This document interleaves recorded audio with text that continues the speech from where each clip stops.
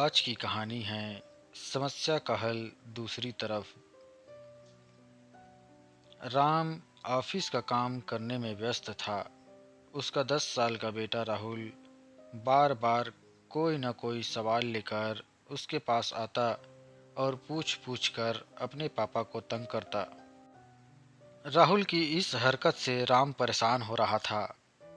इसका हल निकालते हुए उसने सोचा, क्यों न राहुल को कोई ऐसा काम दे देता हूँ जिसमें राहुल कुछ घंटे के लिए उसी में उलझा रहे और उतने समय में मैं अपना काम भी निपटा लूँगा।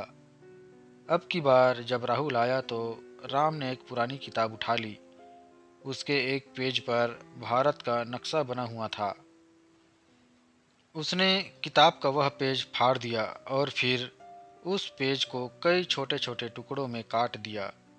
वे टुकड़े राहुल को देते हुए बोला, यह पेज पर भारत का नक्शा बना हुआ था।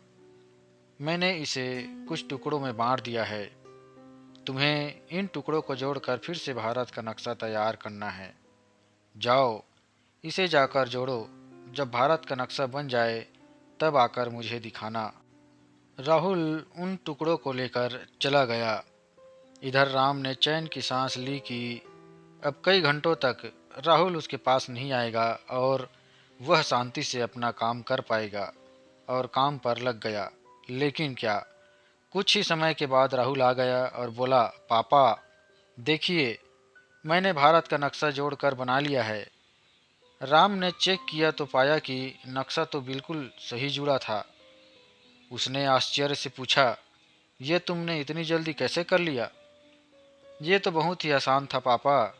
आपने जिस पेज के टुकड़े मुझे दिए थे उसके एक साइड पर भारत का नक्शा बना था और एक साइड पर कार्टून था।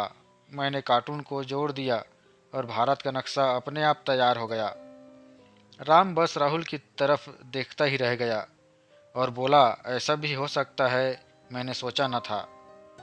इस कहानी से यही शिक्षा मिलती है कि अक्सर हम कोई बड़ी समस्या सामने आने पर उसे देखकर ये सोच लेते हैं कि समस्या बहुत बड़ी है और वो हल हो ही नहीं सकती।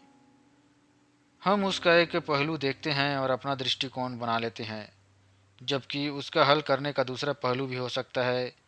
यह नहीं खोजते जहाँ से उसका हल बहुत आसानी से निकल आए। इसलिए जीवन में जब भी कोई समस्या आए तो हर पहलू को देखकर उसका आकलन करना चाहिए।